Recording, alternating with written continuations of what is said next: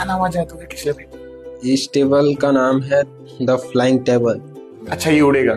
ये हवा में उड़ेगा। अच्छा, क्या बात है। सबसे पहले मैं दिखाना चाहूंगा, कैमरे को भी हवा में उड़ाना पड़ेगा। ये ठीक है, कोई कुछ नहीं इसमें है। मैकेनिज्म नहीं लगा है। ठीक है। और ये अपन ढक देते हैं इसको। ओके। और चलिए एक जादू लगाते हैं अपन इसमें, और देखते हैं क्या जादू होने वाला है। अभी तालियां बजाइए एक बार। तालियां, जितने लोग हैं सभी लोग। ओ माय, क्या बात है भाई। उड़ा कौन रहा है इसको? अंदर कौन है? नीचे भी कुछ नहीं है।